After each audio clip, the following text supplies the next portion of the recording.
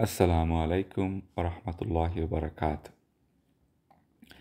আজকে আমরা সূরা আল কাহাফর ২ নম্বর স্টোরি, এই স্টোরির মাধ্যমে আল্লাহ আমরারে বর্ণনা করা যে তান ২ গুলামরে দনর পরীক্ষা করছিল। তো মেইনলি এক গুলাম যে গুলামর আরে আল্লাহ ২টা বাগান দিছিলা, বড় বড় বাগান এবং বিশেষ বিশেষ নিয়ামত তান্ডে দিছিলা।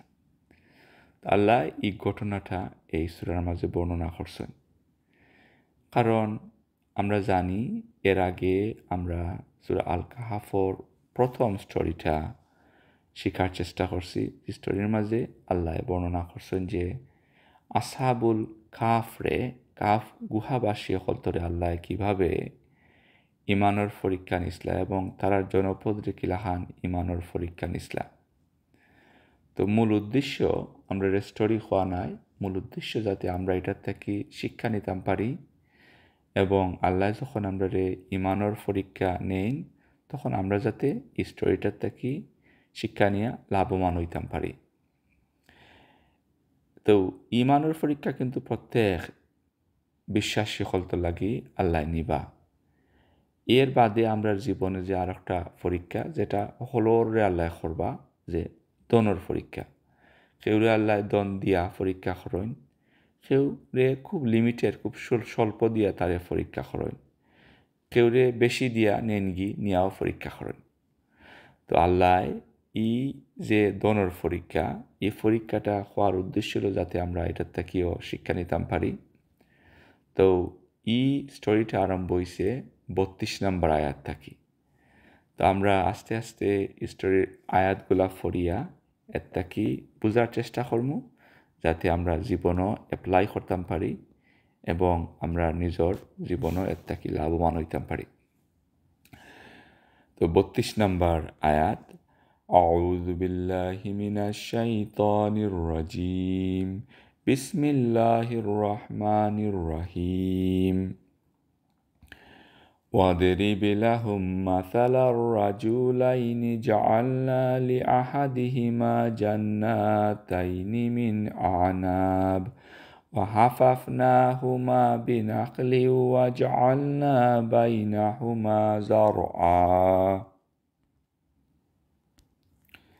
আল্লাহ নবীজির উদ্দেশ্য কইরা আর আপনি তারার গেছে এই ২ ব্যক্তির ঘটনা বর্ণনা করুকা, যার একজনে আমি দিছিলাম ২টা আঙ্গুরের বাগান এবং বাগানোর চতুর্দিকে খেজুর গাছ লাগাইল আছিল, মানে খেজুর গাছ দিয়ে বাউন্ডারি ফিরাইল আছিল এবং এই ২টা বাগানোর আঙ্গুরের বাগানোর মাঝখানেও বিভিন্ন ধরনের ফসলাদি উৎপাদিত হইত।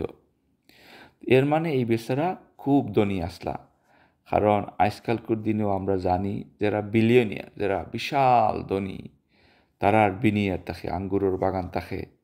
আর যেহেতু এই বিচারের কথা আল্লাহ কুরআন শরীফও বর্ণনা করছেন, আল্লাহ কিবা এর মারাত্মক দন দিসলা।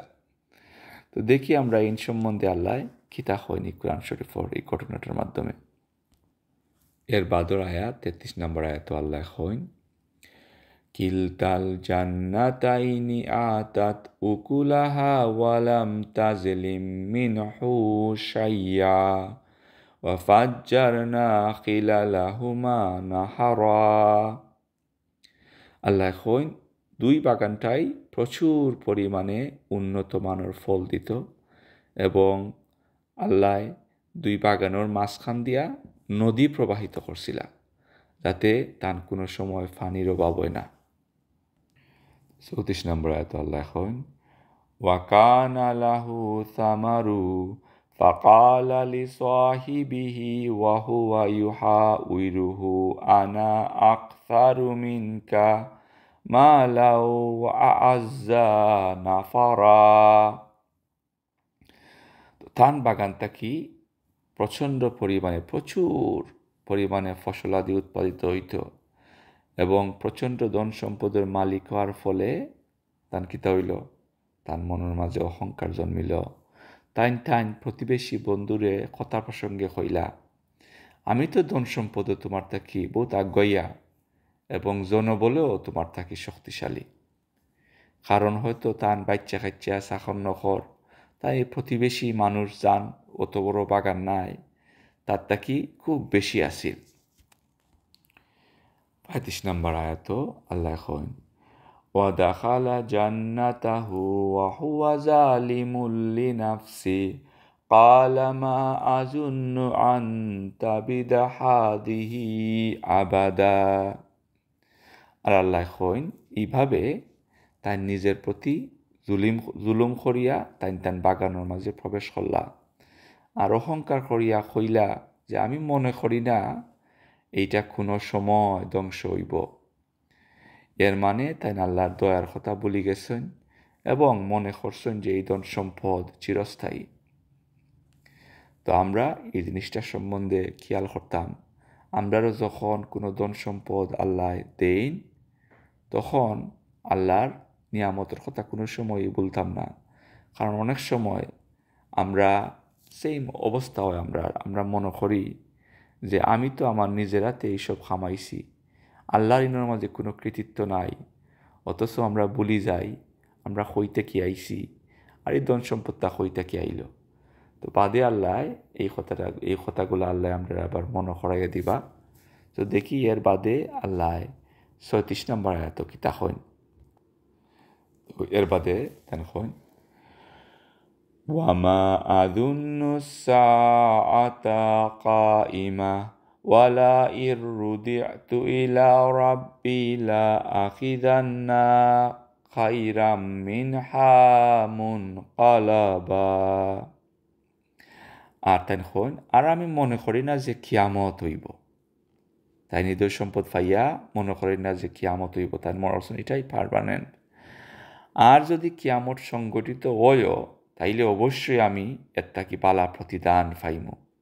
তো প্রতিদান পাওয়ার কথা খেয়াল লাগে তাই মনে করা হয়তো তাই দিনের মাঝে হয়তো কিছু দান করা তো করছেন, তো মনে করেন বাপ রে বাপ আল্লাহ আমারে সম্মানিত করছেন এই দুনিয়ায় এবং বাদর জীবনেও সম্মানিত হইমু। তো এর মানে এই বেচারার অহংকার এবং ধন সম্পদের গরিমা চূড়ান্ত পর্যায়ে পৌঁছে গেছে। তাই মনে করছিল যে দুনিয়া যেহেতু তাই সম্মানিত, যদি আখেরাত তাইকেও থাকে তাই আখেরাতের সম্বন্ধে তাই সন্দেহ পোষণা করছেন। এর বাদে কইছেন যদি আখেরাত তাইকেও থাকে তাইলে হি জায়গা তো তাই সম্মানিত হইবা। তো খালি এই বাগানোর মালিক এখলা নাই, কুরাইশ বংশর ধনী মানুষ সকলতর মাঝেও এই ধরনের মন মানসিকতা আসিল। আমরা চিন্তা করা লাগবো আমরার মাঝে এই ধরনের মন মানসিকতা আসেনি, থাকলে তওবা করা লাগবো এবং মন মানসিকতা বদলানি লাগবো। ইসলাম ধর্মর সবচেয়ে বড় বৈশিষ্ট্য হইল ইনক্লুসিভিটি, যে ধনী গরিব সব এক কাতার নামাজ পড়েন এবং আল্লাহর কাছে সেওই বেশি প্রিয় যার ঈমান আছে এবং যে ভালো আমল করে। আল্লাহর কাছে যে ধনী তার বেশি সম্মান এবং যার গরিব তার কম সম্মান এলাকার নাই। তো আল্লাহ আমরা এই ধরনের মন মানসিকতা, এই বেচারার যে ধরনের মন মানসিকতা আছিল এই ধরনের মন মানসিকতা থেকে আল্লাহ আমরা ফানা দিতা। আল্লাহর কাছে আমরা সবসময় নম্র ভদ্র থাকতাম এবং কোনো সময়ই বলতাম না যে ধন সম্পদগুলার মালিক আসল মালিক কেঠা। এর বাদে তাইন হন قال له صاحبه وهو يحاوره أكفرت بالذي خلقك من تراب ثم من نطفة ثم سواك رجلا। অত সময় এই ধনী মানুষের যে গরিব প্রতিবেশী বা বন্ধু তাই অত সময় নিরাই বইয়া হুনরা এই ধনী মানুষটা তাদের কিতা খইরা। তো ওখন এই গরিব মানুষটা তার ধনী মানুষ বন্ধুরে উল্টাইয়া উত্তর দিরা তাই খইরা তুমি কি থানরে অস্বীকার করায় যে তোমারে বানাইছুন মাটির থাকি, তারপরে তোমারে নুতফাত থাকি বানাইছুন এবং তোমারে পরিপূর্ণ মানুষের আকৃতি দিয়া পরিপূর্ণ করছেন। তো এই ধরনের আয়াত যখন আমরা কোরআন শরীফ পড়ি তখন আমরা তাদাব্বুর করা লাগবো। তাদাব্বুর হইল রিফ্লেক্ট, খুব গভীর চিন্তা করা কারণ আল্লাহ আমরারে কোরআনের আয়াত বুঝিয়া এটার থেকে রিফ্লেক্ট করার লাগে আল্লাহ তাগিদ দিছেন, যাতে আমরা কোরআনের আলো দিয়া নিজের জীবনরে সাজাইতাম পারি। এই জায়গাতে আল্লাহ নিজে না হইয়া আল্লাহ আর একটা বান্দা, যে বান্দায় আল্লাহর কৃতিত্ব হে স্বীকার করছে, গরিব কিন্তু তার এ মাথা পরিপূর্ণ ক্লিয়ার যে তার আল্লাহ যতক্ষণ দিছইন বা দিছইন না, সব কিছুই আল্লাহর একটা ইচ্ছা। অতএব আমরা দেখা লাগবো আমরা কি এই ধরনের মন মানসিকতা আসেনি, এবং এই বন্ধুর কথাটা আমরার অন্তরও পড়ছেনি। কারণ আমরাও তো অনেক সময় মনে করতাম পারি যে টাকা পয়সা, ধন সম্পত্তি, জ্ঞান বুদ্ধি, সম্মান এইগুলো আমরা নিজে খামাইছি। এইগুলা দেখলে আমরার মনোপ্রশান্তি লাগে এবং মনে হয় এটা চিরস্থায়ী। অথচ আমরা চিন্তা করি না যে আমরা নিজেরও তো কোনো স্থায়িত্ব নাই এই দুনিয়ার উপরে। আমরা শুরু হয়েছি আল্লাহর দয়া দিয়া, এবং তার দয়ার মাধ্যমেই আমরার মার ফেটো আল্লাহ পরিপূর্ণ আকৃতি দিছেন। আল্লাহ আমরারে ব্রেইন ডেভেলপ করছেন। প্রত্যেকটা সেকেন্ড আমরা তার দয়ায় বাচ্চা আছি। আল্লাহ যদি আমরারে জ্ঞান বুদ্ধি না দিতা এবং শারীরিক মানসিক সক্ষমতা না দিতা, আমরার তকদিরও না রাখতা, তাইলে দুনিয়ার কোনো নিয়ামত আমরার জীবনও আইল না নে। অতএব আমরা কোন সাহসে আল্লাহর কৃতজ্ঞতা থাকি বিরত থাকি। এর বাদে 38 নম্বর আয়াত তাইন খইরা, এই যে গরিব বন্ধু তাইন খইরা হন, লাকিন্নাহু আল্লাহু রাব্বি ওয়ালা ইউশরিক বিরাব্বি আহাদা। তো পয়লা তান বন্ধুরে মনে করাইয়া দিলা যে আল্লাহর নিয়ামতের কথা, এবং তানরে মনে করাইয়া দিলা তাইন কইতে কি আইসো না, ধন সম্পদ কইতে কি পাইলা। ওখন তানরে আল্লাহর কথা মনে করাইয়া দিলা, তাইন কইরা কিন্তু তিনি আল্লাহ আমার প্রতিপালক। তাইন তার নিজরে দিয়া উদাহরণ দিয়া তার বন্ধুরে বুঝাইরা। তো এই ধনী মানুষটা ভুল আছে যে তাই দন লইয়া অহংকার করছেন, কিন্তু তাই যে এই গরিব বেচারা যদি তার হাসাও বন্ধু ইয়া তখন কিবা প্রতিবেশী, এই মানুষটার লগে তাই মেলা গফ করছেন, এটাও তো একটা আল্লাহর রহমত যে ধনী হওয়ার বাদে তাই আল্লাহর কৃতজ্ঞতা তাকে হরি গলেও তাই এই গরিব মানুষটার মাধ্যমে আল্লাহ তানরে লেসন দিরা, যাতে তাই আল্লাহর কাছে আবার ফিরিয়ে আইন। তো এই জিনিসটাও আমরা খেয়াল করা লাগবো আমরার জীবনে, যাতে আমরা যখন কোনো সময় বন্ধু নির্ধারণ করি, আমরা যাতে দিনদার ইমানদার মানুষের লগে বন্ধুত্ব করি। তো তাই কোন গীতা কইছেন যে তাই তো কিন্তু তিনি আমার প্রতিপালক, এবং আমি আমার প্রতিপালকের লগে কেউরে শরিক করি না। এই আয়াত থেকে বোঝা যায় যে এই যে গরিব বিচারা প্রতিবেশী এই আল্লাহর একত্ববাদের উপরে বিশ্বাসী আসলা, কিন্তু তাই ধন সম্পদের দিক দিয়া হি বেচারার থেকে গরিব আসলা। দুনিয়ার সফলতা কোনো সময়ই প্রমাণ করে না যে আল্লাহ আমরার প্রতি সন্তুষ্ট। দুনিয়ার নিয়ামত আল্লাহ সমানভাবে মানুষের মাঝে বন্টন করছেন না, ও জিনিসটাও দেখবার লাগি যে ফাইল হে কিলাখান আচরণ করে এই দন ফাইয়া, আর যে দনটা ফাইল না তার রিয়েকশনও কিতা, যাতে তাই মানুষরে উপযুক্ত পুরস্কার দিতে পারেন। ইহাটা কি আমরা আর একটা শিক্ষা নিতাম পারি যে আমরার কোনো ধনী বন্ধুবান্ধব বা আত্মীয় স্বজন যদি থাকেন এবং ধর্মীয় ব্যাপারে যদি তারা সীমালঙ্ঘন করেন, আল্লাহর লগে কুফরি করেন, তাইলে আমরারও দায়িত্ব হইল যে তারারে শুধরাইয়া দেওয়া এবং সব সময় ভালা মানুষের লগে বন্ধুত্ব বা সম্পর্ক রাখা। এর বাদে আমরা 39 নম্বর এবং 40 নম্বর আয়াত একলগে ফরিয়া এটা বাংলায় বোঝার চেষ্টা করব। ওয়ালাউলা ইয দাখালতা জান্নাতাকা কুলতা মা শা আল্লাহু লা কুওয়াতা ইল্লা বিল্লাহ ইন তারানি আনা আকাল্লা মিনকা মালাউ ওয়া ওয়ালাদা। 40 নম্বর আয়াত, فعسى ربي أن يؤتيني خيرا من جناتك ويرسل عليها حسبانا من السماء فتصبح صعيدا زلقا এর বাদে গরিবজনে ধনীজনরে নসিহত হইলা তুমি যখন তোমার বাগানও প্রবেশ করলাই তখন খেনে হইলা না মাশাআল্লাহ। তো মাশাআল্লাহ মানে হইল আল্লাহর প্রতি অ্যাপ্রিসিয়েশন দেখানি। আর তাইন হইলা কেল্লাগে তুমি হইলাই না লা হাউলা ওয়ালা কুওয়াতা ইল্লা বিল্লাহ। আল্লাহর ক্ষমতা এবং শক্তির গেছে সব কিছু তুচ্ছ, মানে আল্লাহর হুকুম না হইলে তাই ধন সম্পদর কোনটাও ফাইলা না নে।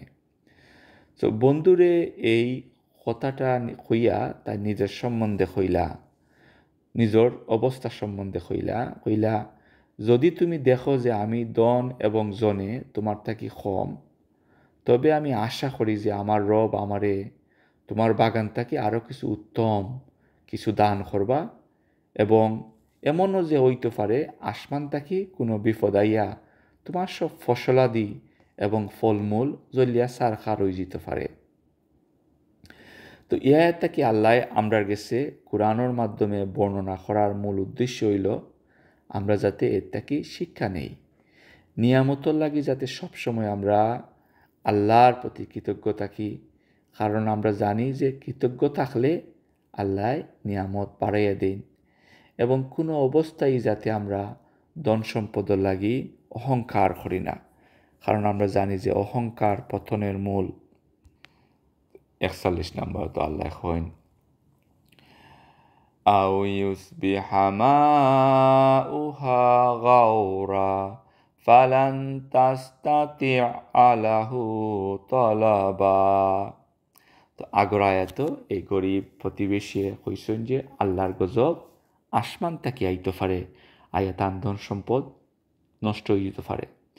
এবং ই আয়াত তাইন কইরা যে গজব মাটির নিচ থেকেও আইতে পারে, এমনও হইতে পারে যে নদীর পানি শুকাই যেতে পারে, এবং পানির লেয়ার অত নিচে যাইতে পারে যে কোনো অবস্থায় তাইন বাগানোর লাগি পানির সন্ধান নাও পাইতে পারেন।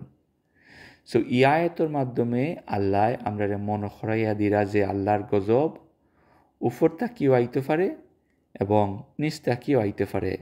যেমন আমরা জানি যে নূহ আলাইহিস সালামর জাতিরে যখন আল্লাহ বন্যা দিছিলা, তখন আসমান তাকিও মেঘ পড়ছিল এবং মাটির তল তাকিও পানি উঠছিল। আমরা আরও জানি যে কারণে মাটিয়ে গিল্লা খাইলেইছিল এবং ফেরাউন্ডে সাগরের পানিয়ে গ্রাস করছিল। ইলাখান আল্লাহ বহুত উদাহরণ কোরআনের মাধ্যমে আল্লাহ দিছেন আমরারে, যাতে আমরা বুঝতাম পারি এবং নিজেরে আসমান এবং জমিনের আযাব থাকি বাঁচাইবার লাগি আল্লাহর কাছে সাহায্য প্রার্থনা করি, এবং নিজেরে যাতে আমরা কুফরির থাকি বাঁচাইয়া রাখি। 42 নম্বর আয়াত আল্লাহ কইন ওয়া উহিতা বিসামারি فأصبح يقلب كفيه على ما أنفق فيها وهي خاوية على عروشها ويقول يا ليتني لم يشرك بربي أحدا। তো ইয়া তো আল্লাহ কইন যে এর বাদে হইছে কিতা, এই যে ধনী মানুষের যে বাগান, বিশাল সম্পত্তি ধন সম্পদ, লগে লগে তার সব ফসলাদি এবং ফলমূল ধ্বংস হয়ে গেছে আসমানি একটা গজবর মাধ্যমে। এবং এই বিরাট লসর লাগি এই ঠাইন তখন হাই উতাস এবং আক্ষেপ করা আরম্ভ করলা, এবং নিজর ভুল বুঝিয়া কইলা হাইরে যদি আমি আমার প্রতিপালকর লগে কেউরে শরিক করতাম না। অখন তান হুশাইছে, তার বাদেও এটা আল্লাহর একটা রহমত, কারণ তান দম যাইবার আগে হুশাইছে।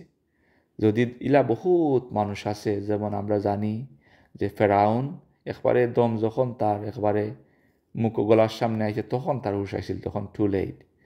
ই বেচারার হুশ ঠিকও আইছে, তান কইলা হাইরে যদি আমি আমার প্রতিপালকর লগে সেউরে শরিক করতাম না।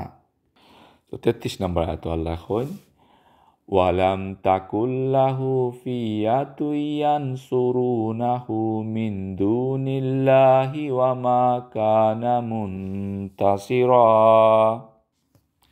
তো আল্লাহ কইন হে যে জনবল লইয়া হে গর্ব করত এবং গর্ব করছিল, এই জনবলও তার কোনো ধরনের সাহায্য করতে পারল না এবং হে নিজেও তো কোনো ধরনের প্রতিকার করতে ব্যর্থ হইল।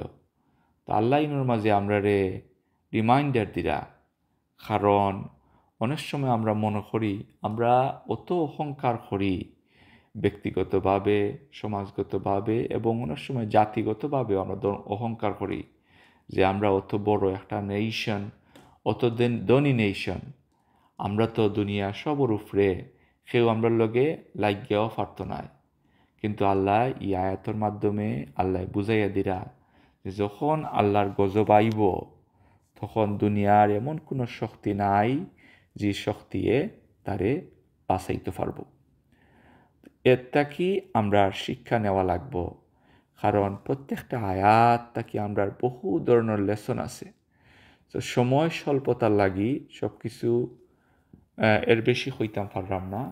তো আমার মূল উদ্দেশ্য হলো যাতে আমরা ব্রিফলি এই স্টোরিগুলা শেয়ার করতাম পারি, যাতে আমরা প্রত্যেকে ব্যক্তিগতভাবে কোরআন পড়িয়া অনুবাদ পড়ি এবং তাফসির করি এবং তাদাব্বুর মানে ডিপ রিফ্লেকশনের মাধ্যমে যে এটার যে রিয়েল মিনিং নিজে যাতে বোঝার চেষ্টা করতাম পারি। এইভাবে যদি আমরা কোরআন শরীফ পড়তাম পারি এবং তাদাব্বুর করি, তাইলে এর রিয়েল ফল আমরা অন্তরের মাঝে এই ইমানের বীজটা হইব এবং এটা স্থায়ী হইব এবং এর মাধ্যমে আমরা জীবন চালাইতাম পারব। তো আজকে ও জায়গাতেও শেষ করিলাম যাতে এটা বেশি লম্বা না হয়। ইনশাল্লাহ আমরা এর বাদে স্টোরির নেক্সট সেকশন কন্টিনিউ করব ইনশাল্লাহ। আসসালামু আলাইকুম রহমতুল্লাহি ওয়া বারাকাতুহু।